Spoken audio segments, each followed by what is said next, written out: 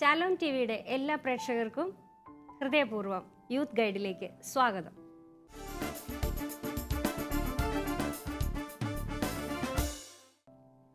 കുടുംബജീവിതത്തിന് റിഹേഴ്സലുകളില്ല. നല്ലൊരു കുടുംബജീവിതം അത് ജീവിച്ചു തന്നെ ഉണ്ടാകണം. ജീവിതത്തിലുണ്ടാകുന്ന എന്തു പ്രശ്നങ്ങൾക്കും മറുപടി നൽകുന്നതിനായി പ്രശസ്ത ഫാമിലി കൗൺസിലറായ ശ്രീമതി ഗ്രേസ് ലാൽ നമ്മോടൊപ്പം ഉണ്ട്. മാഡത്തെ ഈ പ്രോഗ്രാമിലേക്ക് സ്വാഗതം ചെയ്യാം. മാഡം സ്വാഗതം. യുവജനങ്ങളുടെ പ്രതിനിധിയായി താമരശ്ശേരി രൂപതയുടെ KCYM ജനറൽ സെക്രട്ടറിയായ മിസ്റ്റർ കരോൾ നമ്മോടൊപ്പം ഉണ്ട്. കരോളിനെയും ഈ പ്രോഗ്രാമിലേക്ക് സ്വാഗതം ചെയ്യുന്നു. മാഡം, കത്തിലേക്ക് പോവുകയാണ്. ഞാൻ 35 വയസ്സുള്ള വിവാഹിതനാണ്. വിവാഹം കഴിഞ്ഞിട്ട് 8 വർഷമായി. എൻ്റെ ഭാര്യ അതീവ സുന്ദരിയായിരുന്നു. എന്നാൽ ഇപ്പോൾ അവൾ ഒട്ടും ശ്രദ്ധിക്കുന്നില്ല. വല്ലാതെ വണ്ണം വെച്ച് ആകെ ഷേപ്പെല്ലാം പോയി. ഞാൻ ശരിക്കും ഫിറ്റ്നസ് നോക്കുന്ന വ്യക്തിയാണ്. എത്ര പറഞ്ഞാലും അവൾ ഒന്നും ചെയ്യാൻ തയ്യാറല്ല. നല്ലൊരു ഉപദേശം കൊടുക്കണം. പല ഭർത്താക്കന്മാരുടെയും ഒരു പ്രശ്നമാണിത്. കാരണം സ്ത്രീയെ സംബന്ധിച്ചിടത്തോളം 10, 23, 24 വയസ്സിൽ കല്യാണം കഴിക്കും. 10, 35 വയസ്സിനിടയ്ക്ക് 1-2 പ്രസവം വരും. അപ്പൊ ഈ പ്രസവം വരുമ്പോൾ ചില സ്ത്രീകളുടെ ബോഡി ഷേപ്പിൽ വ്യത്യാസം വരും. ചിലർ അതുപോലൊക്കെ തന്നെ ഇരിക്കും. കാരണം ഹോർമോണിന്റെ വ്യതിയാനം അത്. കാരണം പ്രഗ്നൻസി പീരീഡിൽ പ്രോജസ്ട്രോൺ ഹോർമോണ് കൂടുതൽ ഉൽപ്പാദിപ്പിക്കും. പിന്നെ ഒരു ബ്രസ്റ്റ് ഫീഡ് വരെ ഈ പ്രോജസ്ട്രോൺ ഹോർമോണ് കൂടുതൽ സ്ത്രീക്ക് ഉൽപ്പാദിപ്പിക്കുമ്പോൾ പല സ്ത്രീകളിലും ചിലപ്പോൾ ഈ ഫാറ്റി ആയിട്ട് വരുന്ന ഒരു രീതി കണ്ടുവരാറുണ്ട്. പിന്നെ മാത്രമല്ല, ഈ പ്രസവരക്ഷ എന്ന് പറഞ്ഞൊരു സൂത്രമുണ്ട്. ഉള്ള ലേഹ്യോ അരിഷ്ടോ അതും ഇതും എല്ലാം കൂടെ വണ്ണം വെപ്പിക്കാനായിട്ട് മാതാപിതാക്കൾ ആ സമയത്ത് കൊടുക്കും. അനങ്ങാതെ ഇരിക്കും. അങ്ങനെ വരുമ്പോഴത്തേക്ക് ബോഡി ഷേപ്പ് മാറും. ചിലപ്പോൾ അമിതമായിട്ട് വണ്ണം വെക്കും. ഇത് ചില സ്ത്രീകൾ കുഞ്ഞുങ്ങളുടെ പിറകെ ഓടാൻ തുടങ്ങുമ്പോൾ, പിള്ളേർ എഴുന്നേറ്റ് ഒന്ന് ഓടുന്ന ഒരു പ്രായമുണ്ട്. ആ പ്രായത്തിൽ സ്പീഡിൽ അമ്മയും കൂടെ ഓടാൻ തുടങ്ങുമ്പോഴും അമ്മ കൊച്ചിന് വേണ്ടി ഒത്തിരി ജോലിയൊക്കെ ചെയ്യാൻ തുടങ്ങുമ്പോൾ ഇതങ്ങ് കുറയും. സാധാരണഗതിയിൽ അങ്ങനെ കുറയുകയാണ് പതിവ്. ചില സ്ത്രീകൾക്ക് വീണ്ടും പഴയ ഷേപ്പ് നേടിയെടുക്കാൻ പറ്റിയെന്ന് വരത്തില്ല. ആണുങ്ങൾ മനസ്സിലാക്കേണ്ടത്, കല്യാണം കഴിച്ചപ്പോൾ സുന്ദരിയായിരുന്നു, നല്ല ബോഡി ഷേപ്പൊക്കെ ആയിരുന്നു. 2 പ്രസവം കഴിഞ്ഞപ്പം അവളുടെ ഷേപ്പ് മാറി എന്ന് പറഞ്ഞ് കരയേണ്ട കാര്യമില്ല. അതിന് ഒരു കാരണമുണ്ട്. കാരണം അവൻ്റെ ബോഡിയിൽ വ്യത്യാസമൊന്നും വന്നിട്ടില്ല, അവളുടെ ബോഡിയിൽ വ്യത്യാസം വന്നിരിക്കുന്നു. അതൊരു കാരണമാണ്. പിന്നെ രണ്ടാമത്തെ കാരണമെന്ന് പറയുന്നത്, സാധാരണഗതിയിൽ മെലിഞ്ഞിരിക്കുന്ന പല പെൺകുട്ടികളും തടി വെക്കുമ്പോൾ ചിലപ്പം ചില ഭാഗങ്ങളിൽ വണ്ണം കൂടും, വയറൊക്കെ ഒന്ന് ചാടിയെന്നിരിക്കും. അത് ചിലപ്പോൾ പെൺകുട്ടികൾ ശ്രദ്ധിക്കത്തില്ല. കാരണം ആ സമയത്ത് കൂടുതൽ കൊച്ചിനെ ആവശ്യമുള്ള പോഷകഗുണമുള്ള ആഹാരം കഴിക്കാൻ വേണ്ടി, കൊച്ചിന് ബ്രസ്റ്റ് ഫീഡിന് എല്ലാം കിട്ടാൻ വേണ്ടി നല്ല ആഹാരം കഴിക്കും അമ്മ, ഡബിളായിട്ട് കഴിക്കും. അപ്പോൾ വയറൊക്കെ ചാടും, ചിലപ്പോൾ ഷേപ്പൊക്കെ മാറും. അപ്പം അത് പെൺകുട്ടികൾ മനസ്സിലാക്കേണ്ട ഒരു കാര്യം. അത് കഴിഞ്ഞ് കൊച്ചിൻ്റെ ബ്രസ്റ്റ് ഫീഡൊക്കെ കഴിയുമ്പോഴത്തേക്ക് അവരതിലൊന്ന് ശ്രദ്ധിച്ചാൽ മതി. അവർ ആദ്യം ചെയ്യേണ്ടത് അവരുടെ ബോഡി ഭർത്താവ് ഇഷ്ടമുള്ളതുപോലെ കാത്തു സൂക്ഷിക്കേണ്ടത് ആവശ്യമാണ്. കാരണം ഭർത്താവ് എപ്പോഴും പുറത്തു പോകുന്ന ആളാണെങ്കിൽ അയാൾ ധാരാളം സ്ത്രീകളെ കണ്ടിട്ടാണ് വീട്ടിലേക്ക് വരുന്നത്. കൂട്ടുകാരുടെയൊക്കെ ഭാര്യമാരെയൊക്കെ കണ്ടിട്ടായിരിക്കും വരുന്നത്. അവർ ചിലപ്പോൾ ഫിറ്റ്നസ് ക്ലബ്ബുകളിൽ പോകുന്നുണ്ടായിരിക്കും. അപ്പം അതിങ്ങനെ കാണുമ്പോഴത്തേക്ക് എൻ്റെ ഭാര്യ എന്തേ ഇങ്ങനെ ഇതൊന്നും ശ്രദ്ധിക്കാതെ പോകുന്നു, അങ്ങനെ ചിലപ്പോൾ തോന്നലുണ്ടാകാം ഭർത്താക്കന്മാർക്ക്. അതുകൊണ്ട് ആ കുട്ടിയോട് ഞാൻ പറയുന്നത്, ഭർത്താവിന് നമ്മളെ മറ്റുള്ളവരുടെ മുൻപിൽ പ്രസന്റ് ചെയ്യാൻ ഇഷ്ടപ്പെടുന്ന രീതിയിൽ നമ്മളെ സൂക്ഷിക്കണം. അത് വളരെ പ്രധാനപ്പെട്ട കാര്യമാണ്. പിന്നെ ഇത് സുന്ദരിയാണെന്ന് തലേ കയറിയത് കാരണം ചിലപ്പോൾ എങ്ങനെ ഇരുന്നാലും ഞാൻ സുന്ദരിയാണെന്നോ തെറ്റിദ്ധാരണയുണ്ടോ എന്ന് എനിക്കറിയില്ല. അതുകൊണ്ട് ആ സൗന്ദര്യം നിലനിർത്തുക. ദൈവം തരുന്ന ഒരു ദാനമാണ് സൗന്ദര്യം എന്ന് പറയുന്നത്. അത് നിലനിർത്താൻ വേണ്ടി എക്സർസൈസ് ചെയ്യുന്നതോ അല്ലെങ്കിൽ ജിമ്മിൽ പോകുന്നതോ ഒന്നും പാപമല്ല. അതാദ്യം മനസ്സിലാക്കണം. അത് ആരോഗ്യത്തിന് നല്ലതാണ്. അതെ, തീർച്ചയായിട്ടും അതൊരു പാവത്തിന്. ചിലർ അങ്ങനെ വിചാരിക്കുന്നത്, എങ്ങനെയൊക്കെ നടന്നാൽ മതിയല്ലോ, സാരി കയറുന്ന ബ്ലൗസ്, 2 പിള്ളേരൊക്കെ ഉണ്ടായി കഴിഞ്ഞാൽ പിന്നെ ഇനിയിപ്പോൾ എന്നാ അങ്ങനെ ഒരു വിചാരം. ആ കാഴ്ചപ്പാട്, കല്യാണം കഴിഞ്ഞു, പിള്ളേരുമായി കഴിഞ്ഞു, ഇനിയിപ്പോൾ എന്തിനാ ഞാൻ ശ്രദ്ധിക്കുന്നത്, അങ്ങനെ ഒരു കാഴ്ചപ്പാട് ചില പെൺകുട്ടികൾക്ക് ഉണ്ടാവും. അതുകൊണ്ട് പെൺകുട്ടികൾക്ക് ഒരു കാരണവശാലും അങ്ങനെ ഒരു കാഴ്ചപ്പാട് ഉണ്ടാകാൻ പാടില്ല. കാരണം വിവാഹ ജീവിതം എന്ന് പറയുന്ന ഒരു 50 വർഷത്തേക്കോ ഒക്കെ നമ്മൾ കൊണ്ടുപോകേണ്ട ഒരു ജീവിതം. 50-55 വർഷം നമ്മൾ ഒരുമിച്ച് ജീവിക്കേണ്ടതാണ്. അപ്പോൾ അത്രയും നാൾ നമ്മൾ ഫിറ്റായിട്ട് ജീവിക്കണം. സ്ത്രീകളല്ലെങ്കിൽ കൂടുതൽ വയസ്സാകും പെട്ടെന്ന്. അപ്പോൾ അവർ തമ്മിലൊരു മാച്ച് ആകാതെ വരും. കൂടുതൽ തടി വെക്കുമ്പോൾ ഉണ്ടാകുന്ന ഒരു കുഴപ്പം, ആണുങ്ങൾ നല്ല ഫിറ്റായിട്ട് സൂക്ഷിക്കുമ്പോൾ പെണ്ണുങ്ങൾ സൂക്ഷിക്കുന്നില്ലെങ്കിൽ ഇവർ തമ്മിൽ ഒരു മാച്ച് ആവത്തില്ല. അപ്പോൾ എവിടെ ചെന്നാലും നമുക്കൊരു വിഷമം ഉണ്ടാകും. പിന്നെ കുറച്ച് കഴിയുമ്പോൾ പിള്ളേരുടെ കൂടെ നടക്കുമ്പോൾ പിള്ളേർക്കും വിഷമമാണ്. പിള്ളേരും പറയും, ഇപ്പോഴത്തെ പിള്ളേരൊക്കെ അങ്ങനെ അമ്മ ഇങ്ങനെ. തീർച്ചയായിട്ടും പി ടി എ മീറ്റിങ്ങിനെന്നല്ല, അവർ എവിടെയെങ്കിലും കൊണ്ടുപോകുമ്പോൾ അവർ അമ്മമാരെ ഒന്ന് അടിമുടിയൊന്ന് നോക്കും. അവർക്കും അവരുടെ കൂട്ടുകാരുടെയൊക്കെ മുന്നിൽ എൻ്റെ അമ്മയെന്ന് പറയണമെങ്കിൽ അമ്മ ഒന്ന്, ഏതാണെങ്കിലും അമ്മ തന്നെയാ, അമ്മയല്ലെന്നല്ല അതിൻ്റെ അർത്ഥം. പക്ഷെ അമ്മയ്ക്ക് നന്നായിട്ടൊന്ന് ഒരുങ്ങുന്നത് കൊണ്ടോ നന്നായി ഒന്ന് ശ്രദ്ധിക്കുന്നത് കൊണ്ടോ എന്താ അത്ര പ്രശ്നമൊന്നും ഉണ്ടാകാൻ പോകുന്നില്ലല്ലോ. അതുകൊണ്ട് ആ പെൺകുട്ടിയോട് ഞാൻ പറയുന്നത്, നന്നായി ഭർത്താവിന് ഇഷ്ടമുള്ള രീതിയിൽ അണിഞ്ഞ് ഒരുങ്ങി നടക്കാനായിട്ട് ശ്രദ്ധിക്കുക. ഭർത്താവിന് ചില ഇഷ്ടങ്ങളുണ്ട്, ചില കളറുകൾ കാണും, ഡ്രസ്സ് ധരിക്കേണ്ട രീതികൾ കാണും. പിന്നെ ചില മൂരാഴ്ചകളായ ഒത്തിരി ഭർത്താക്കന്മാരുടെ കൂടെ കഷ്ടപ്പെട്ട് ജീവിക്കുന്ന ഭാര്യമാരുണ്ട്. പൊട്ട് തൊടാൻ സമ്മതിക്കത്തില്ല, നല്ല ഡ്രസ്സ് ഇടാൻ സമ്മതിക്കത്തില്ല, ഹൈനക്ക് മാത്രം ഇട്ടോണം, അത് പിന്നെ ഒരു തരത്തിലും സ്റ്റൈലിഷ് ആയിട്ട് നടത്തത്തില്ല. വീട്ടിൽ പോലും ചില വേഷങ്ങളൊക്കെ ഇട്ടാൽ ഭയങ്കര സംശയമായിട്ട് പ്രശ്നമായിട്ടൊക്കെ വരുന്ന ഭർത്താക്കന്മാരുണ്ട്. അപ്പൊ ഇത് ഈ കുട്ടിയെ സംബന്ധിച്ച് എന്ത് ഭാഗ്യമാണ് ഭർത്താവിനെ ഇട്ടിരിക്കുന്നത്, ഭാഗ്യവതിയാണ്. ഒന്നുമില്ല, അവളെ ഇങ്ങനെ പൊതിഞ്ഞു സൂക്ഷിക്കാനല്ലല്ലോ അവൻ പറയുന്നത്, നന്നായിട്ട് നടത്താനല്ലേ. അതെപ്പോഴും ഒരു ഭാഗ്യമായിട്ട് കരുതുക. പിന്നെ അവനോട് ഞാൻ പറയുന്നത്, കൂടെ കൂടെ അവളോട് നിന്റെ സൗന്ദര്യം എല്ലാം പോയി, നീ ഒരുമാതിരി ഷേപ്പ്ലെസ് ആയി എന്ന് പറയുമ്പോൾ അവളുടെ കോൺഫിഡൻസ് പോകും. പറയാതിരിക്കുക. അവളെ വേറൊരാളുമായിട്ട് ഇങ്ങനെ, എൻ്റെ കൂട്ടുകാരൻ്റെ ഭാര്യ കണ്ടില്ലേ, അവൾ എന്ത് നല്ല ഭംഗിയായിട്ടാണ് ശരീരം സൂക്ഷിക്കുന്നത്, നിന്നെ പോലെ ഒരു കഴുത, ഇങ്ങനെയൊക്കെ പറയും. അങ്ങനെ പറയാതിരിക്കുക. കുറച്ച് കഴിയുമ്പോൾ അവൾക്ക് ആ ഒരു ഒന്നിനോടൊരു താല്പര്യം ഇല്ലാതെ വരും. അതിനേക്കാളും നല്ലത് അവളെ പതുക്കെ പതുക്കെ അവൻ്റെ കൂടെ, അവന് നടക്കാൻ പോകാം, കൂടെ കൊണ്ടു നടക്കാം, അല്ലെങ്കിൽ അവന് ജിമ്മിൽ പോകുമ്പോൾ അവളെ കൂടെ കൊണ്ടുപോകാം. വീട്ടിലല്ലെങ്കിൽ അത്യാവശ്യം നമുക്കിപ്പം എല്ലാം ഉണ്ട്, സുംബ ഡാൻസ്, ഒത്തിരി പരിപാടികളുണ്ട്, പെണ്ണുങ്ങൾക്ക് ചെയ്യാൻ പറ്റുന്ന ഒത്തിരി കാര്യങ്ങളുണ്ട്. അങ്ങനെയുള്ള കാര്യങ്ങളിലേക്ക് പ്രോത്സാഹിപ്പിച്ച് കൂടെ കൊണ്ടുവിടുകയും കൊണ്ടുവരികയും ഒക്കെ ചെയ്താൽ പതുക്കെ പതുക്കെ ക്രമേണ അവള് അതിലേക്ക് ശ്രദ്ധിക്കും. ഇത് പെൺകുട്ടികളും ആൺകുട്ടികളും ഒരുപോലെ, ആണുങ്ങളിലും ഉണ്ട് ഇതുപോലെ ശ്രദ്ധിക്കാത്തവര്. കാരണം വയറെല്ലാം ചാടി തടിയൊന്നും അങ്ങനെ നോക്കാത്ത ആണുങ്ങളുണ്ട്. അങ്ങനെ എനിക്ക് വരാറുണ്ട്. എനിക്ക് ഒരു ഡോക്ടറുടെ ഒരു കേസ് വരുമായിരുന്നു. അയാൾ ഡോക്ടറാണ്, ഫുൾ ടൈം ഇരിക്കുകയാണ്. അപ്പം അയാളുടെ വയറെല്ലാം അയാൾ ഭയങ്കര കുഴിമടിയനാണ്, ഒന്നിനും പോകത്തില്ല. ആകെ ചെയ്യുന്ന ഹോസ്പിറ്റലിൽ പോവുക, പേഷ്യൻസിനെ നോക്കുക, തിരിച്ചു വരിക. ഡ്രൈവ് ചെയ്യാൻ പോലും വേറൊരാളുണ്ടെങ്കിൽ പുള്ളിക്ക് ഇഷ്ടമാണ്, അതുപോലും പറ്റത്തില്ല പുള്ളിക്ക്. വന്നാൽ കിടക്കുക, ഫുൾ ടൈം ഉറങ്ങുക, ഇഷ്ടം പോലെ തിന്നുക. അത് തിന്നുന്നതെന്ന് പറയുന്നത് കൈ കിട്ടുന്ന എന്തും, അത് ചിക്കൻ അങ്ങനത്തെ സാധനം തിന്നത്തുള്ളൂ. വറുത്തതും പൊരിച്ചതും. ചുമ്മാ ഇരുന്ന് TV കാണുമ്പോൾ പോലും പുള്ളിയുടെ മടിയിലൊരു വലിയ ടിന്ന് കാണുന്നത് വെച്ച് തിന്നും. എന്നിട്ട് വയറിങ്ങനെ ചാടി ഷേപ്പ്ലെസ്. ഭാര്യ എന്ന് പറയുന്നത് ഭയങ്കര ഫിറ്റായിട്ട് നോക്കും. അപ്പൊ ഭാര്യയ്ക്ക് ഭയങ്കര പ്രശ്നമാണ് ഇയാള്, കാരണം അവരുടെ എല്ലാ ലൈഫിലും പ്രശ്നമാണ്. അപ്പൊ അവള് പറയുന്നത്, ഞാൻ എത്ര പറഞ്ഞാലും ഇയാൾക്ക് ബോധം ഉണ്ടാവില്ല, ഡോക്ടറാണ്, MD കാരൻ ഡോക്ടറാണ്, അപ്പൊ എനിക്ക് പറ്റത്തില്ല ഇയാളെ കൊണ്ട്. അങ്ങനെ തിരിച്ചും മറിച്ചും പറയുന്നവരുണ്ട്. എന്നാൽ എപ്പോഴും ഭാര്യ ഭർത്തൃ ബന്ധത്തിൽ നമുക്ക് നല്ല ഫിറ്റായിട്ട് നടക്കാൻ പറ്റുന്ന ഓരോ കാലഘട്ടങ്ങളുണ്ട്.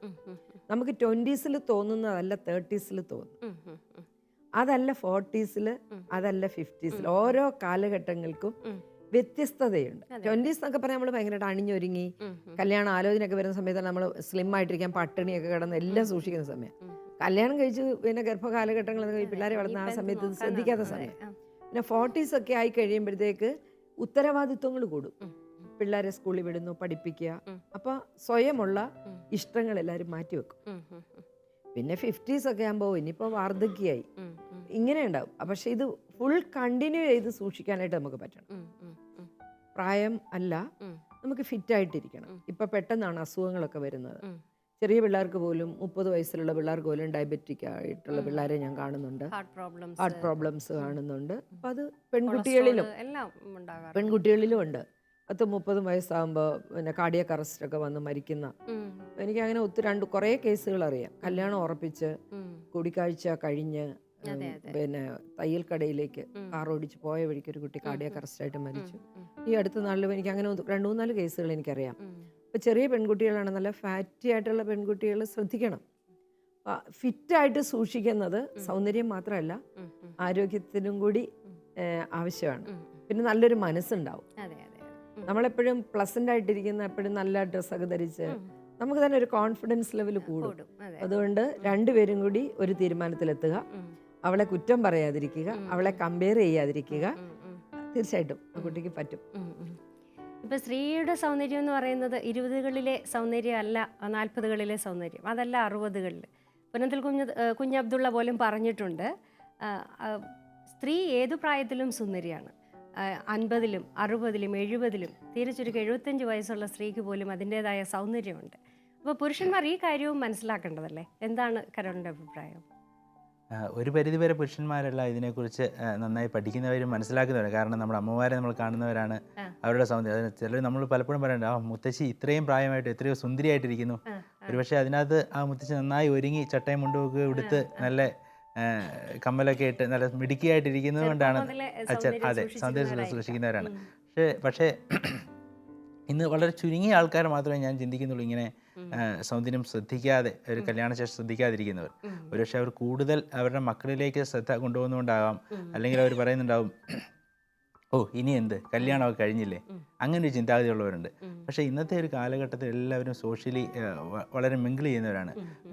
ഗെറ്റ് ടുഗദറുകൾ സമൂഹത്തിൽ അങ്ങനെ ഒത്തിരി. അപ്പോൾ ഭർത്താക്കന്മാരെ സംബന്ധിച്ച് ഭാര്യമാരെ വളരെ നല്ല രീതിയിൽ അണിയിച്ചൊരി കൊണ്ടുപോകുക എന്നുള്ളത് അവരുടെ സ്റ്റാറ്റസ്, അതെ ഒരു ക്രെഡിറ്റിൻ്റെ ഭാഗം കൂടിയാണ്. അത് പലപ്പോഴും ഭാര്യമാർ തിരിച്ചറിയാത്ത ഒരു പ്രശ്നമുണ്ട്. നമ്മളിപ്പോൾ ടൗൺ ഏരിയകളിലൊക്കെ ചെല്ലുവാണെങ്കിൽ നമുക്ക് എപ്പോഴും കാണാം നല്ല ഒരുങ്ങി വരുന്നത്. അതൊരു ആ ഒരു പ്രോഗ്രാമിൽ പങ്കെടുക്കുകയാണെങ്കിൽ ആ പ്രോഗ്രാമിനെ മാനിക്കുന്ന ഒരു ഭാഗവും കൂടിയാണ്. വീടുകളിലാണെങ്കിലും നന്നായി ഒരുങ്ങി നടക്കുന്ന ഭാര്യമാരുണ്ടാകണമെന്നാണ് കൂടുതൽ ഭർത്താക്കന്മാരും ആഗ്രഹിക്കുന്നത്. അപ്പോൾ തീർച്ചയായിട്ടും അതിനെ കുറവായി കാണാതെ അതൊരു നികത്തപ്പെടേണ്ട ഒരു വസ്തുതയാണെന്ന് തിരിച്ചറിയുക എന്നുള്ളതാണ് എനിക്ക് തോന്നുന്നത് ഇതിനെക്കുറിച്ച്. അപ്പോൾ കൂടുതൽ നല്ല ഒരു ഫിറ്റ്നസ് ഉള്ള ഒരു വ്യക്തി എന്ന നിലയിൽ അതിൻ്റെ ആരോഗ്യത്തെ പരീക്ഷിക്കുവാനും, അതുപോലെ എനിക്ക് കഴിഞ്ഞ ദിവസത്തെ ഒരു സംഭവം ഉണ്ടായി. ഒരു നമ്മുടെ ഒരു സ്പിരിച്വൽ കൗൺസിലിങ്ങിൽ എനിക്ക് വേണ്ടപ്പെട്ട ഒരാൾ എന്നോട് പറഞ്ഞതാണ്. അപ്പോൾ സ്പിരിച്വൽ കൗൺസിലിങ്ങിൽ പറഞ്ഞു, സൗന്ദര്യം കൂടുതൽ ശ്രദ്ധിക്കണമെന്ന് പരിശുദ്ധാത്മാവ് ആവശ്യപ്പെടുന്നു. അപ്പോൾ എനിക്ക് വന്നൊരു ബോധ്യം എന്ന് പറഞ്ഞാൽ അത് ദൈവം ആഗ്രഹിക്കുന്നുണ്ട്. കൂടുതൽ നല്ല രീതിയിൽ അത് വളരെ ശ്രദ്ധിക്കണമെന്നും സൗന്ദര്യം സംരക്ഷിക്കണമെന്നും ദൈവം തന്ന ഒരു ദാനമാണ് നമ്മുടെ ജീവിതമെങ്കിൽ ആ ജീവനെ ഏറ്റവും മനോഹരമായി പരിപാലിക്കാനുള്ള ഉത്തരവാദിത്വം നമുക്കുണ്ട്. അപ്പോൾ ആ ഉത്തരവാദിത്വം നിറവേറ്റപ്പെടാതിരിക്കുന്ന ഒരുപക്ഷെ പാവമായി മാറിയേക്കാം, ഉപേക്ഷ. അതെ, അതിനാൽ അതുകൊണ്ട് തന്നെ അതിനെ വളരെയധികം ശ്രദ്ധിക്കണമെന്നാണ് എൻ്റെ ഒരു. ഇതിനകത്ത് ഒരു കാര്യമുണ്ട്, ചിലപ്പോൾ ഈ ടൗണിൽ വളർന്ന പെൺകുട്ടികൾ ഗ്രാമങ്ങളിലേക്ക് വരുമ്പോൾ കൂടുതൽ അവരൊരുങ്ങി നടക്കുമ്പോൾ ഗ്രാമത്തിലെല്ലാവരും ഓ ഭയങ്കര കണ്ടില്ല അഴിഞ്ഞാട്ടക്കാരിയല്ല അങ്ങനെ പറയും. ഇനി തിരിച്ച് ഗ്രാമങ്ങളിൽ വളർന്ന ചില പെൺകുട്ടികളുണ്ട്, ഒത്തിരി അടക്കമൊതുക്കത്തിൽ വീട്ടുകാർ വളർത്തുന്ന, അവരൊരു ബ്യൂട്ടി പാർലറിൽ പോലും വിടത്തില്ല. പുരിയോ ഒന്ന് ഷെയ്പ്പ് ചെയ്യാൻ, അല്ലെ അത്യാവശ്യം മുടി ഒന്ന് ഷെയ്പ്പ് ചെയ്യാൻ, അതിനൊന്നും വിടത്തില്ല. അത് എന്ന് എണ്ണ പുരട്ടി അങ്ങ് അവസാനം വരെ വളർത്തി അങ്ങനെ വെക്കുന്ന ആ ഒരു സാഹചര്യങ്ങൾ നാട്ടിൻപുറങ്ങളിലുണ്ട്. അങ്ങനെ വളർത്തപ്പെടുന്ന പെൺകുട്ടികൾ ചിലപ്പോൾ ടൗണിൽ വരുമ്പോൾ ഭർത്താവിൻ്റെ ഇതുപോലെ പാർട്ടിക്ക് പോകാൻ ഇഷ്ടമില്ലായിരിക്കാം, അല്ലെങ്കിൽ അണിഞ്ഞൊരുങ്ങാൻ ഇഷ്ടമില്ലായിരിക്കാം, മോഡേൺ ഡ്രസ്സ് ധരിക്കാൻ ഇഷ്ടമില്ലായിരിക്കാം. പിന്നെ ഒരു ബ്യൂട്ടി പാർലറിൽ പോയി പുരിയൊക്കെ ചെയ്യുക എന്ന് പറഞ്ഞാൽ, ബ്യൂട്ടി പാർലർ എന്ന് പറയുന്നത് തന്നെ എൻ്റെ പാപം നടക്കുന്ന സ്ഥലമാണെന്ന് വിശ്വസിച്ച് വെക്കുന്ന ഒരു സാഹചര്യങ്ങളിൽ വളർത്തപ്പെടുന്ന പിള്ളേരെ. അപ്പം അങ്ങനെ വരുമ്പോഴത്തേക്ക് ചിലപ്പോൾ ഈ കുട്ടികൾക്കുള്ളൊരു പ്രശ്നം എന്ന് പറയുന്നത്, ഭർത്താവ് ഭയങ്കര ടൗണിലൊക്കെ വളർന്ന പുള്ളി നല്ല ഡ്രസ്സൊക്കെ ധരിച്ച് ജീൻസൊക്കെ ഇട്ട് നല്ല ടീഷർട്ട്സൊക്കെ, അത് പുള്ളി ബ്രാൻഡഡ് ഐറ്റംസ് ഒക്കെ നന്നായിട്ട് ഉപയോഗിച്ച് നല്ല പെർഫ്യൂമൊക്കെ ഉപയോഗിക്കുന്ന ആളായിരിക്കും. ഭാര്യ ഒരു ബ്യൂട്ടി പാർലറിൽ പോലും പോകുന്നില്ല എങ്കിൽ ഇവർ തമ്മിൽ ക്ലാഷസ് ഉണ്ടാവും. ഭർത്താക്കന്മാർക്ക് അവർ പിന്നെ ഒരിടത്തും കൊണ്ടുപോകത്തില്ല. ഒരു പടത്തിന് പോലും. എനിക്ക് അങ്ങനത്തെ ഒരു കേസ് ഉണ്ടായിരുന്നു. അവൻ ബിസിനസ്സുകാരനാണ്, ഭയങ്കര സ്മാർട്ടാണ്, അവന് 3-4 വണ്ടികൾ, ഭയങ്കര ഫ്രണ്ട്ഷിപ്പ്. പക്ഷെ അവൻ നല്ല എന്ന് പറഞ്ഞാൽ എല്ലാ ദിവസവും രാവിലെ വിശുദ്ധ കുർബാന സ്വീകരിക്കാതെ അവൻ ഒരു പണിക്കും പോകത്തില്ല. നല്ല പയ്യനാണ്. പക്ഷെ അവൻ പറയുന്നത്, എൻ്റെ ബിസിനസ്സിൻ്റെ ഒരു പാർട്ടാക്കാൻ എനിക്ക് ഇഷ്ടമായി ഇവളെ, പക്ഷെ എനിക്ക് ഇവളെ അവിടെ കൊണ്ട് ഇരുത്താൻ പറ്റില്ല. കാരണം ഇവൾ എൻ്റെ ഭാര്യയാണെന്ന് കണ്ടാൽ തോന്നില്ല ആർക്കും. ഇവള് വൃത്തിക്ക് നടക്കത്തില്ല, നല്ല നല്ല ഭംഗിയാ കുട്ടിയെ കാണാൻ. അവളൊരു ഇതിന് ചേരുന്ന ഒരെണ്ണം ഇടത്തില്ല. കുർത്ത ഞാൻ കൊടുത്താൽ അവൾ അത് ഇടത്തില്ല. അവൾക്ക് ചില അമ്മൂമ്മ ഡ്രസ്സുകളും ഒക്കെ ഉണ്ട്, അതേ ഇടത്തുള്ളൂ. എനിക്ക് ഇവളെ മാറ്റിയെടുത്ത് തരാമെന്ന് ചോദിച്ചാണ് എൻ്റെ അടുത്ത് കൊണ്ടുവന്നത്. അത് ആ കുട്ടിയുടെ പ്രശ്നം ഇതാണ്, അമ്മയും അപ്പനും കാണാൻ നല്ല കുട്ടിയായതുകൊണ്ട് ഒരിടത്തോട്ട് ഇറക്കി വിട്ടില്ല. അമ്മ പറയുന്നത് കല്യാണം കഴിക്കുന്ന ചെറുക്കൻ കൊണ്ടുപോയിക്കോളൂ, കല്യാണം കഴിക്കുന്ന ചെറുക്കനാണ് സിനിമയ്ക്ക് കൊണ്ടുപോകുന്നത്, കല്യാണം കഴിച്ച ചെറുക്കനാണ് പുറത്ത് കൊണ്ടുപോകുന്നത്, അപ്പോൾ കല്യാണം കഴിക്കുന്ന ചെറുക്കനാണ് എല്ലാം ചെയ്യുന്നത്. അങ്ങനെ വളർത്തി അവർക്ക് ഇതൊന്നും ചെയ്യാൻ മേലാതായിപ്പാ. അങ്ങനെ ചില സാഹചര്യങ്ങൾ, അവർ വളർന്നു വരുന്ന ചില സാഹചര്യങ്ങളിൽ അവരിൽ ഉണ്ടാക്കുന്ന ചില ഫീലിങ്സ് ഉണ്ട്. കാരണം ഇന്നത്തെ യൂത്തിന് കുറച്ചുകൂടെ വിവാഹം ഉറപ്പിച്ചതിന് ശേഷം കുറച്ച് സമയം കിട്ടാറില്ലേ പരസ്പരം ഇങ്ങനെയുള്ള ഇഷ്ടാനിഷ്ടങ്ങളൊക്കെ പറയാനും അതനുസരിച്ച് അവരൊന്ന് ഒരുങ്ങാനും ഒക്കെ കുറച്ചുകൂടെ സമയം കിട്ടുന്നില്ലേ? തീർച്ചയായിട്ടും. ഇപ്പോൾ പ്രത്യേകിച്ച് എനിക്ക് തോന്നുന്നു നമ്മുടെ താമരശ്ശേരി രൂപതയിൽ തന്നെയാണെങ്കിൽ നിർബന്ധമായിട്ടും വിവാഹം ഉറപ്പിച്ച ശേഷം നിശ്ചിത സമയം അവർ തമ്മിൽ കോണ്ടാക്ട് ഉണ്ടായിരിക്കണമെന്ന്, സംസാരിക്കണമെന്നും ഇഷ്ടാനിഷ്ടങ്ങൾ തുറന്ന് പറയണമെന്നൊക്കെയുള്ള നിബന്ധനകൾ തന്നെ മുന്നോട്ട് വയ്ക്കാറുണ്ട്. കാരണം ഇഷ്ടങ്ങൾ അറിഞ്ഞ് വിവാഹത്തിലേക്ക് നീങ്ങിയാൽ ഒരുപക്ഷെ അത് ഭാവിയിൽ പ്രശ്നങ്ങളോ ബുദ്ധിമുട്ടുകളോ പരമാവധി ഒഴിവാക്കാൻ സാധിക്കുമെന്നുള്ള കുറച്ച് ബോധ്യത്തിൻ്റെ പുറത്താണ് ഇങ്ങനെയുള്ള മുൻകരുതൽ മുന്നിലെടുക്കുന്നത്. അതുതന്നെയല്ല, ഇപ്പോൾ ആധുനിക കാലഘട്ടത്തിൽ എല്ലാവരും തന്നെ പരസ്പരം അറിയാനും മനസ്സിലാക്കാനും സംസാരിക്കാനൊക്കെ താല്പര്യം കൂടുതൽ കാണിക്കാറുണ്ട്.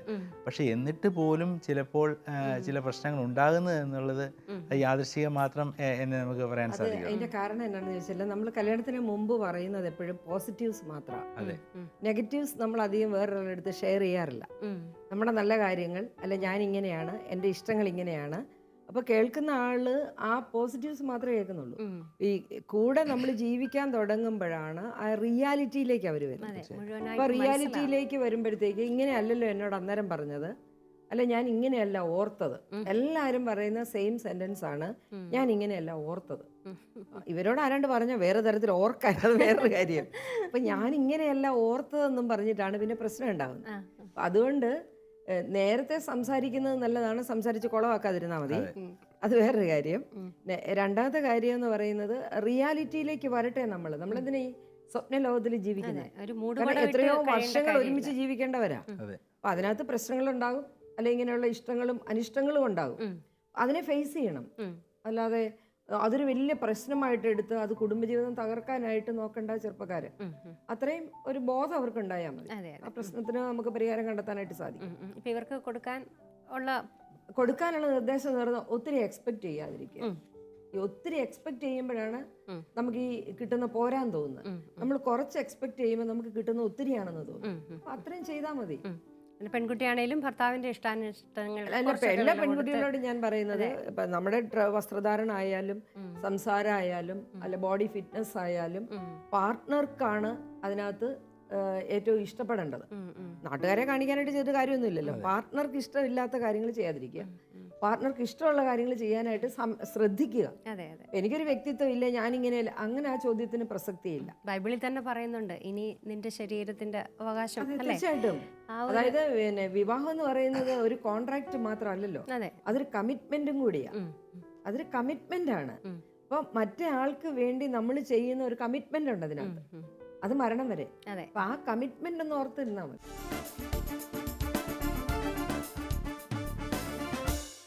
ഞാൻ 8 മാസം പ്രായമുള്ള ഒരു കുഞ്ഞിൻ്റെ അമ്മയാണ്. എൻ്റെ കുഞ്ഞ് പ്രായത്തിനനുസരിച്ച് ബുദ്ധിപരമായി വളരുന്നില്ല എന്നൊരു തോന്നൽ. കൈകൊണ്ട് ഒരു സാധനം കൃത്യമായി പിടിക്കാനോ മുഖത്ത് നോക്കി ചിരിക്കാനോ അറിയില്ലാത്തതുപോലെ. കുഞ്ഞുങ്ങൾക്ക് ബുദ്ധിമാന്യമുണ്ടെങ്കിൽ അത് ശൈശവത്തിലെ തന്നെ തിരിച്ചറിയാമെന്നും അതിന് പരിഹാരം കാണാൻ സാധിക്കുമെന്നും ഈയിടെ വായിക്കുകയുണ്ടായി. ഇതെങ്ങനെ മനസ്സിലാക്കാം? എന്താണ് ചെയ്യേണ്ടത്? ഓക്കെ, ഇതിനകത്ത് രണ്ട് കാര്യങ്ങളാണ്. ബുദ്ധിമാന്യമുള്ള കുട്ടികളെ തിരിച്ചറിയാൻ ഇപ്പോഴ് പ്രഗ്നൻസി പീരീഡിൽ പോലും നമുക്കതിനുള്ള സംവിധാനങ്ങളുണ്ട്. സ്കാനിങ് ഉണ്ട്. പിന്നെ കുട്ടിയുടെ ഡെവലപ്മെൻറ്റ്സ് ഒരു നല്ല ഗൈനക്കോളജിസ്റ്റിന് അത് മനസ്സിലാക്കാൻ പറ്റും. ഓരോ മാസത്തിൽ എത്ര ഡെവലപ്പ് ചെയ്യണം, എത്ര വെയിറ്റ് വേണം, തല എങ്ങനെ ആയിരിക്കണം, അങ്ങനെ ഒത്തിരി കാര്യങ്ങളുണ്ട്. അത് മനസ്സിലാക്കാനായിട്ട് ഒരു ഗൈനക്കോളജിസ്റ്റിന് സാധിക്കും. അപ്പം നമ്മൾ ഇടയ്ക്ക് സ്കാൻ ചെയ്യേണ്ടതിൻ്റെ ആവശ്യമില്ല, ഡോക്ടറെ കാണേണ്ടതിൻ്റെ ആവശ്യമില്ല. അങ്ങനെയൊക്കെ പുതിയ പഴയ ആൾക്കാർ പറയും, ഞങ്ങളാരും ഇങ്ങനെയൊന്നും ചെയ്തിട്ടില്ല. പക്ഷെ അന്നത്തെ കാലാവസ്ഥ മാറി, അന്നത്തെ ഫുഡ് ഹാബിറ്റ്സ് മാറി, ജീവിത രീതികൾ മാറി, ഹസ്ബൻഡ് വൈഫ് റിലേഷൻഷിപ്സ് പോലും മാറി. അന്നത്തെ കൂടെ പ്രസവിക്കുമായിരുന്നു. അന്നത്തെ ആ ഒരു സ്ത്രീകളുടെ ശരീരം എന്ന് പറയുന്നത് അതിനായിട്ട് തന്നെ അവര് അത് ഫിറ്റായിരുന്നു. പക്ഷെ ഇപ്പം അങ്ങനെയല്ല. ഇപ്പം ഈ കുട്ടികൾക്ക് അത്ര എക്സർസൈസസ് ഒന്നും ഇല്ല. പെൺകുട്ടികളൊക്കെ പഠിക്കാനൊക്കെ ഇരുന്ന് അവർക്ക് ഒത്തിരി ഗർഭാശയ സംബന്ധമായ പ്രശ്നങ്ങളുണ്ടാകും. അപ്പം അതുകൊണ്ട് അവര് ആ ഡോക്ടറെ കാണുന്നത് തന്നെയാണ് നല്ലത്. അപ്പോൾ ഒരു ഡോക്ടർ പറയും, ഡോക്ടർക്ക് അറിയാം അത്ര എന്തെങ്കിലും കുഴപ്പമുണ്ടെങ്കിൽ ഒരു മംഗോളിയൻ ഇഡിയറ്റ് ആണ്, അങ്ങനെ അവർക്ക് മനസ്സിലാവും. ഇതെങ്ങനെയാ വരിക? ഇപ്പം ഈ മന്ദബുദ്ധി എന്ന് പറയുന്നത് ഈ ക്രോമസോമുകൾ കൂടിച്ചേരുന്ന സമയത്ത് സംഭവിക്കുന്ന. കാരണം പുരുഷന്റെ 23 പേർ ജോഡി, സ്ത്രീയുടെ 23 കൊണ്ട് 46 എണ്ണമാകുന്നത് ഒറ്റ അടിക്ക് ചേരുകയല്ല. അത് 1, 2, 3 അങ്ങനെയാണ് ചേരുന്നത്. 1+1, 2+2, 3+3 അങ്ങനെയാണ് പോവുക. അപ്പോൾ അതിനകത്ത് മെഡിക്കൽ സയൻസ് പറയുന്ന ഒരു ഭാഗം 21ാമത്തെ ജോഡി ക്രോമസോം, 21ാമത്തെ ജോഡി ക്രോമസോമിനോട് കൂടി ചേരുന്ന അപാകതകൾ കൊണ്ട് ചിലപ്പോൾ ഇതൊന്ന് ഡിവൈഡ് ചെയ്ത് പോകാം. അപ്പോൾ ആ സമയത്ത് വരുന്ന അപാകതയാണ് ഒരു കുഞ്ഞിനെ മന്ദബുദ്ധിയാക്കുന്നത്, അല്ലെങ്കിൽ മംഗോളിയൻ ഇഡിയറ്റ് ആക്കുന്നത്. അത് അറിയാനുള്ള സംവിധാനങ്ങളുണ്ട്. പിന്നെ രണ്ടാമത്തെ കാര്യം, ഒരു പ്രസവത്തോടെ ലോകത്തിലേക്ക് കടന്നു വരുന്ന ഒരു കൊച്ചിന് ആ കൊച്ചിൻ്റെ ആ സമയത്ത് അതിൻ്റെ കരച്ചിൽ, ചിലപ്പോൾ പ്രസവ സമയത്തുണ്ടാകുന്ന ചില അപാകതകളും പിള്ളേരുടെ പ്രശ്നങ്ങൾക്ക് കാരണമാവാറുണ്ട്. കാരണം പിന്നെ തല ആദ്യം വരിക, അല്ലെങ്കിൽ തല വന്ന് കുറച്ച് നേരം ഇരിക്കുക, അങ്ങനെ ചിലപ്പോൾ ഇത് കോടി ചുറ്റുക, ഒത്തിരി പ്രശ്നങ്ങൾ ഉണ്ടാവാറുണ്ട്. അപ്പോൾ ആ പ്രശ്നങ്ങളും ചിലപ്പോൾ ഇവർക്ക് പിള്ളേരിൽ ചില കുഴപ്പങ്ങൾ ഉണ്ടാക്കണം നിർബന്ധമൊന്നുമില്ല. പിന്നെ അത് കഴിഞ്ഞ് പ്രസവത്തോടെ വരുമ്പോൾ ഇത് ആദ്യമായിട്ട് കരയുന്നു. ആ കരച്ചിൽ വളരെ പ്രധാനപ്പെട്ട ഒരു കരച്ചിലാണ്. അതിൻ്റെ ഫസ്റ്റ് ബ്രത്ത് എടുക്കുന്ന സമയം. ആ സമയം മുതൽ ഒരു നല്ല ചൈൽഡ്, അതായത് പീഡിയാട്രീഷ്യന് ഈ കൊച്ചിനെ നോക്കുമ്പോൾ അതിന് എന്തെങ്കിലും വൈകല്യങ്ങളുണ്ടോ എന്ന് കണ്ടുപിടിക്കാൻ പറ്റും. ചെറിയ തോതിലുള്ള മന്ദബുദ്ധിയൊന്നും നമുക്ക് ആ സമയത്ത് കണ്ടുപിടിക്കാൻ പറ്റുന്നില്ല. ഒരു കുട്ടിയുടെ ഡെവലപ്മെന്റ് എന്ന് പറയുന്നത് 4 വയസ്സ് വരെ കൊണ്ടാണ് ഇവരുടെ ഏറ്റവും കൂടുതൽ ഡെവലപ്മെന്റ് നടക്കുക. അപ്പോൾ ഫസ്റ്റ് ആദ്യത്തെ സമയം എന്ന് പറയുന്ന ഒരു 5 months ഒക്കെ വരെയുള്ള സമയം ഓറൽ സ്റ്റേജ് എന്നാണ് പറയുന്നത്. ഓറൽ സ്റ്റേജ് എന്ന് പറയുന്നത് ഒരു കൊച്ച് അമ്മയോടുകൂടി ഏറ്റവും കൂടുതൽ ചേർന്നിരിക്കുന്ന സമയം. അമ്മയുടെ മുലപ്പാലിൽ നുണഞ്ഞു കുടിക്കുന്ന ഒരു സമയത്ത് അതിൻ്റെ മുഖത്തെ ഈ മസിലുകൾ കൊച്ചിന് കൊടുക്കുന്ന ഒരു അനുഭവത്തിൽ നിന്ന് കൊച്ചിനൊരു ഡെവലപ്മെൻറ്റ് വരുന്നുണ്ട്. അപ്പോൾ ഈ കൊച്ച് നന്നായി സക്ക് ചെയ്യുന്നുണ്ടോ, ഈ കൊച്ച് നന്നായി പാൽ കുടിക്കുന്നുണ്ടോ, ഇത് 22 മണിക്കൂർ സമയം ഉറങ്ങണം, 2 മണിക്കൂർ സമയം മാത്രം ഉണർന്നിരുന്നാൽ മതി, അങ്ങനെയൊന്നും സംഭവിക്കുന്നില്ലേ. അപ്പോൾ ആ കൊച്ചിനെ വളർത്തുന്ന ഒരമ്മയ്ക്ക് നേരത്തെ ഒരു കൊച്ചിൻ്റെ വളർച്ചയിൽ ഇത്തരം കാര്യങ്ങളെക്കുറിച്ച് ബോധ്യമുണ്ടെങ്കിൽ അത് നോട്ട് ചെയ്യാൻ പറ്റും. കൂടുതൽ സമയം എന്തുകൊണ്ട് കരയുന്നു, അല്ലെ കരച്ചിലിൻ്റെ ആ ഒരു രീതികൾ എങ്ങനെയാണ്, അതിൻ്റെ ആ ബൗദ്ധികമായ ഡെവലപ്മെൻറ്റ്സിന് ആ സമയത്ത് ഇതെല്ലാം ആവശ്യമാണ്. പിന്നെ അത് കഴിഞ്ഞാൽ രണ്ടാമത്തെ സ്റ്റേജ് പതുക്കെ അതിൻ്റെ ഉറക്കം കുറച്ച് കൊണ്ടുവന്നിട്ടാണ് ഒരു 6-7-8 മാസം ആകുമ്പോഴത്തേക്ക് നോർമൽ ഇതിലേക്ക് വരുന്നത്. രണ്ടാമത്തെ സ്റ്റേജ് എന്ന് പറയുന്നത് ഏനൽ സ്റ്റേജാണ്. കമന്ന് വീണ് വട്ടം കറങ്ങി പൊങ്ങുന്ന ഒരു സമയം. ഈ കൊച്ചിനെ ഏറ്റവും കൂടുതൽ സ്വാധീനിക്കുന്നത് മലമൂത്ര വിസർജനം നടത്തുക എന്ന് പറയുന്ന പ്രക്രിയ. ആ സമയത്താണ് ഈ കുട്ടിക്ക് ടോയ്ലറ്റ് ട്രെയിനിങ് കൊടുക്കുന്നത്. അപ്പോൾ ഈ അമ്മമാർ ഇതിനെ ഒന്ന് എന്താ പറയുക, ടോയ്ലറ്റിൽ എടുത്തുകൊണ്ട് ഒന്ന് വാഷ് ബേസിനിൽ പിടിച്ച് മലമൂത്ര വിസർജനം നടത്തിക്കുക. അത് ആദ്യത്തെ 1-2 മാസം മുതൽ ചെയ്യേണ്ടതാണ്. പിന്നെ പോട്ടിയിൽ ഇരുത്തി ശീലിപ്പിക്കുക. പണ്ടൊക്കെ വല്യമ്മയുടെ കാലയിൽ ഇരുത്തി ശീലിപ്പിക്കുമായിരുന്നു. അപ്പം ഇത്തരം ശീലങ്ങളിലൊക്കെ ഈ കുട്ടി പ്രതികരിക്കുന്നില്ലെങ്കിൽ, നമ്മളിപ്പോൾ ഒരു ശീലം കൊടുത്താൽ, ഒരു പൊട്ടിയിലിരുത്തുന്ന ഒരു ശീലം, അപ്പോൾ അവനൊരാവശ്യം വരുമ്പോൾ ഓടിച്ചെന്ന് പൊട്ടിയിൽ ഇരിക്കുന്നില്ലെങ്കിൽ എന്തുകൊണ്ടാണെന്ന് ശ്രദ്ധിക്കാൻ പറ്റും. അപ്പോൾ ആ സമയം മുതൽ പിന്നെ ഈ കൊച്ച് ആദ്യമേ റെസ്പോണ്ട് ചെയ്ത് മുഖത്ത് നോക്കി ചിരിക്കാൻ തുടങ്ങുന്നൊരു സമയമുണ്ട്. ഒരു 2-3 മാസം ആകുമ്പോൾ, 2 മാസമൊക്കെ കഴിയുമ്പോൾ കൊച്ച് മുഖത്ത് നോക്കാൻ തുടങ്ങും, ചിരിക്കാൻ തുടങ്ങും. അപ്പോൾ കൊച്ച് ചിരിക്കുന്നില്ലേ, നീ കമന്ന് വീഴേണ്ട സമയത്ത് കമന്ന് വീഴുന്നില്ലേ. അപ്പോൾ അതിന് ഓരോ സ്റ്റേജിൽ നോക്കിയിരിക്കുന്ന അമ്മയ്ക്കോ വല്യമ്മയ്ക്കോ, അതുകൊണ്ടാണ് ഗ്രാൻഡ് പേരൻസ് ഒക്കെ ഉള്ള വീടുകളിൽ പിള്ളേർ വളരുന്നത് നല്ലതാണ് നമ്മൾ പറയുന്നത്. ഈ അമ്മയും അപ്പനും തന്നെ ജോലി ചെയ്യുന്നിടത്താണ് ഈ കൊച്ചു പുതിയ തലമുറയ്ക്ക് ഇതൊന്നും അറിയത്തില്ല. അപ്പോൾ അവരൊരു ഡയപ്പർ കിട്ടിക്കുന്നു, അതുകൊണ്ട് കൊച്ചെന്നേലും കാണിക്കുന്നു. പക്ഷെ ഒരു അമ്മയ്ക്ക് അറിയാം എത്ര പ്രാവശ്യം വയറ്റിൽ നിന്ന് പോകണം, അല്ലെങ്കിൽ എങ്ങനെ പോകണം, ഇതൊക്കെ നമുക്ക് അറിയാൻ പറ്റും, ഒരു ഗ്രാൻഡ് മദർ പേരൻസിന് അറിയാൻ പറ്റും. അപ്പോൾ ഈ കുട്ടിയുടെ ഓരോ സ്റ്റേജിലുള്ള വളർച്ചയിലൂടെയും ആ കുട്ടി ഒരു മന്ദബുദ്ധിയാണോ, ബുദ്ധിമാന്യം ഏത് തലത്തിലാണ് നമുക്ക് കണ്ടുപിടിക്കാൻ പറ്റും. അസാധാരണമായ എന്തെങ്കിലും കാണിക്കുന്നുണ്ടെങ്കിൽ ചൈൽഡ് സൈക്കോളജിസ്റ്റുകളെ കാണിക്കുക. പീഡിയാട്രിഷ്യൻസിനെ കാണിച്ചാൽ പോരാ, പക്ഷെ പീഡിയാട്രിഷ്യൻസ് റെഫർ ചെയ്യും. അപ്പം അങ്ങനെ ഒരു ചൈൽഡ് സൈക്കോളജിസ്റ്റിന് മാറ്റാൻ പറ്റും ചെറുപ്പം മുതലേ. പക്ഷെ ഓട്ടിസം ഒക്കെ പോലെയുള്ളതാണെങ്കിൽ മാറില്ല, അത് ചിലപ്പോൾ ജീവിതാവസാനം വരെ ഉണ്ടാകും. അതൊരു ഡോക്ടർക്ക് കണ്ടുപിടിക്കാൻ പറ്റും. അപ്പോൾ അത് ആ ഒരു പ്രോപ്പർ കൊച്ചിനെ ഡോക്ടറെ കാണിക്കുക, അതാണ് ആവശ്യം. പിന്നെ അമ്മയ്ക്ക് ചില ട്രെയിനിങ്ങുകൾ ഡോക്ടർ തരും, ആ കൊച്ചിനെ എങ്ങനെ കൊച്ചിനോട് ഇടപെടണം, അല്ലെങ്കിൽ ആ കൊച്ചിനെ എങ്ങനെ മാറ്റിയെടുക്കാം എന്നുള്ളത്. അതുകൊണ്ട് ഇപ്പം ഈ മന്ദബുദ്ധി എന്നുള്ളതിന് അപ്പുറം കൊച്ചിൻ്റെ അത്തരം വൈകല്യങ്ങൾ കണ്ടുപിടിക്കുക, അതൊരു 4 വയസ്സിന് മുമ്പ് നമുക്ക് കണ്ടുപിടിക്കാൻ പറ്റും. ഇപ്പം ഒരു 2-2.5 വയസ്സാകുന്നതോടുകൂടി തന്നെ നിറങ്ങൾ തിരിച്ചറിയാൻ പറ്റാതെ, ഇപ്പോൾ ചുവപ്പ് നീല പറഞ്ഞു കൊടുത്തു കഴിയുമ്പോഴത്തേൽ കുട്ടികൾ ഏതാണ്ട് നിറങ്ങളൊക്കെ അപ്പോഴത്തേക്ക് ഐഡന്റിഫൈ ചെയ്യാൻ പറ്റും. അത് പറ്റുന്നില്ലെങ്കിൽ അതുപോലെ തല, കണ്ണ്, മൂക്ക്, നമ്മുടെ ശരീരത്തിന്റെ ഭാഗങ്ങളൊക്കെ ചോദിച്ചു കണ്ണ് കാണിക്കുക, കണ്ണ് ഏതാ തൊട്ട് കാണിക്കുന്നുണ്ടോ, അങ്ങനെ ഒത്തിരി കാര്യങ്ങളുണ്ട്. അതെ, ചെറിയ സൈക്കോളജിസ്റ്റുകൾക്ക് അത് പെട്ടെന്ന് കണ്ടുപിടിക്കാൻ പറ്റും. കാരണം അവരത് മാത്രമല്ലേ, സ്പെഷ്യലൈസേഷൻ ഉള്ളവരെ കാണിക്കുക എന്നുള്ളത് വളരെ പ്രധാനപ്പെട്ട. വേറൊരു ഇതിലൂടെ പോകാം. ഇനി ഇങ്ങനെ ഒരു കുഞ്ഞ് കുടുംബത്തിലുണ്ടെങ്കിൽ ബാക്കിയുള്ള അംഗങ്ങളും ഒക്കെ എന്തുമാത്രം ഇതിനെ ശ്രദ്ധിക്കണം എന്നുള്ളതിനെ കുറിച്ച്. ആദ്യമായിട്ട് മക്കളെന്ന് പറയുന്നത് ദൈവത്തിന്റെ ദാനാണ്. നമുക്കറിയാൻ പറ്റില്ല നമ്മുടെ വയറ്റിൽ കിടക്കുന്ന കൊച്ചിന് കാലുണ്ടോ കൈയുണ്ടോ, ഇതൊന്നും നമ്മൾ അറിഞ്ഞുകൊണ്ടൊന്നുമല്ല. തമ്പുരാന് ഈ ലോകത്തിൽ സൃഷ്ടിക്കുന്ന അല്ലെങ്കിൽ ജന്മം കൊടുക്കുന്ന ഓരോ വ്യക്തിക്കും ഈ ലോകത്തിൽ ഒരു കാര്യം ചെയ്യാനായിട്ടുള്ള ഒരു ഉദ്ദേശമുണ്ട്. തമ്പുരാനൊരു ഉദ്ദേശമുണ്ട്.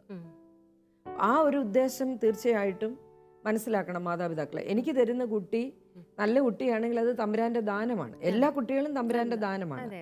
പക്ഷേ ഇങ്ങനെ ഒരു ഓട്ടിസം ബാധിച്ചൊരു കുട്ടി, അല്ലെങ്കിൽ ഇങ്ങനെയുള്ള ഒരു മന്ദബുദ്ധിയായ ഒരു കുട്ടി, അപ്പോൾ അതിന് ഒത്തിരി കാര്യങ്ങളുണ്ട്. പാരമ്പര്യം ഒരു ഘടകമാണ്, പിന്നെ നമുക്കുണ്ടാകുന്ന സ്ട്രെസ് ഒരു ഘടകമാണ്, ഭർത്താവിൻ്റെ മദ്യപാനം ഒരു ഘടകമാണ്, ഭർത്താവിൻ്റെ പുകവലി ഒരു ഘടകമാണ്, ഒത്തിരി കാര്യങ്ങളുണ്ട്. അപ്പം അതിനെന്തോ തമ്പുരാൻ നമുക്കൊരു പദ്ധതി തന്നിട്ടുണ്ട്. ദൈവത്തിൻ്റെ പദ്ധതി എന്ന് പറയുന്നതിന് കീഴ്വഴങ്ങുക, അതാണ് അവർ ഒന്നാമതായിട്ട് ചെയ്യേണ്ടത്. പിന്നെ രണ്ടാമതായിട്ട് ജീവിതം മുഴുവൻ നമുക്ക് കരയാൻ പറ്റത്തില്ല, നമുക്ക് ഫേസ് ചെയ്തേ പറ്റൂ. ആ കൊച്ചിനെ ഇങ്ങനെയുള്ള ധാരാളം കുട്ടികൾക്ക് ട്രെയിനിങ് കൊടുക്കുന്ന സെൻറ്ററുകൾ ഇന്ന് കേരളത്തിലുണ്ട് ധാരാളം. നമുക്ക് ഈ IQ ടെസ്റ്റൊക്കെ നടത്തി പോലും അതിനാവശ്യമായ സ്പീച്ച് തെറപ്പികൾ, ഹിയറിംഗ് എയ്ഡ്സ്, അങ്ങനത്തെ തെറപ്പികളൊക്കെ കൊടുക്കുന്ന ധാരാളം സെൻറ്ററുകൾ കേരളത്തിലുണ്ട്. പണ്ട് നമുക്കില്ലായിരുന്നു. ഇപ്പം നമുക്ക് ധാരാളം സെൻറ്ററുകളുണ്ട്. അങ്ങനെയുള്ള സെൻറ്ററുകളിൽ കൊണ്ടുപോയി കഴിഞ്ഞാൽ പേരൻസ് എങ്ങനെ ഈ കുട്ടിയോട് ഇടപെടണം എന്നുള്ളത് അവർ ട്രെയിനിങ് തരും. കരോൾ, സാധാരണ ഇങ്ങനെയുള്ള കുടുംബങ്ങളിൽ നമ്മൾ പല കുടുംബങ്ങളെയും ചിലപ്പോൾ പരിചയം കാണും. അവരെങ്ങനെയാണ് കുഞ്ഞുങ്ങളോട് ഇടപെടുന്നത്? അങ്ങനെ എന്തെങ്കിലുമൊക്കെ അവർക്ക് വേണ്ടി എന്തെങ്കിലും നിർദ്ദേശങ്ങൾ തരാനുണ്ടോ? ചിലപ്പോൾ ഇങ്ങനെ ഈ ഭിന്നശേഷിയുള്ള കുട്ടികൾ പിറന്ന ശേഷം ആ കുടുംബങ്ങളിൽ അത് വലിയ അനുഗ്രഹമായി തീരുന്ന സംഭവങ്ങൾ നമ്മൾ പലപ്പോഴും കണ്ടിട്ടുണ്ട്. അതിനുശേഷം കുടുംബത്തിൻ്റെ വലിയ വളർച്ചയിലേക്കൊക്കെ അവർ നയിക്കപ്പെടുന്നതും സമൂഹത്തിൽ വലിയ ഉന്നത സ്ഥാനങ്ങളിലേക്ക് അവരുടെ മാതാപിതാക്കൾ എത്തിച്ചേരുന്നതൊക്കെ നമ്മൾ കണ്ടിട്ടുണ്ട്. ഞാൻ പലപ്പോഴും അതിലൂടെ ചിന്തിച്ചു വരുന്നത്, ഇങ്ങനെയുള്ള കുട്ടികൾ ഒരു പക്ഷേ ആ കുടുംബത്തിൻ്റെ ഒരു അനുഗ്രഹമാണ്, ദൈവത്തിൻ്റെ ഒരു പദ്ധതിയുടെ ഭാഗമാണ് എന്നതിനാൽ തന്നെ ഒരു അനുഗ്രഹത്തിൻ്റെ ഒരു പാതയാണ് അവർ തുറക്കുന്നത് എന്നിവിടെ നമുക്ക് ചിന്തിക്കാം. പറയാറില്ലേ, എന്തെങ്കിലും വൈകല്യങ്ങളുള്ള കുഞ്ഞുങ്ങളെ ഒരു പർട്ടിക്കുലർ മാതാപിതാക്കൾക്ക് ദൈവം തമ്പുരാൻ തന്നെ നിയോഗിച്ച് ഏൽപ്പിക്കുന്നതാണ്. കാരണം അവർ വേറൊരിടത്ത് വളർന്നാൽ ചിലപ്പം ഇവരിൽ നിന്ന് കിട്ടുന്ന എത്രോളം കെയറും ഒന്നും കിട്ടിയെന്ന് വരില്ല. അതുപോലെ തന്നെ പലരും ഈ കുട്ടികളെയും കൊണ്ട് പൊതുപരിപാടികളിൽ പങ്കെടുക്കുന്നതും കല്യാണങ്ങൾക്കും മാമോദിസകൾക്കും അങ്ങനെ എല്ലാ പരിപാടികൾക്കും കൂടെ കൊണ്ടുപോകുന്നതും അവരെ അത്രമാത്രം സ്നേഹിച്ച് കരുതലോടെ കൊണ്ടു നടക്കുന്ന സംഭവങ്ങളൊക്കെ നമ്മൾ കാണുകയാണെങ്കിൽ അവർ പക്ഷേ അവരെ കൂടുതൽ കെയർ ചെയ്യുകയും അവരെ സ്നേഹിക്കുകയും അവരും സമൂഹത്തിൻ്റെ ഭാഗമാണ് എന്ന് തിരിച്ചറിയുകയും ചെയ്യുന്ന ഒരു വലിയ ഒരു മാറ്റത്തിൻ്റെ ഒരു വഴിയെ കൂടി അവർക്ക് തുറക്കാൻ സാധിക്കുമെന്നാണ് എൻ്റെ വ്യക്തിപരമായ അഭിപ്രായം.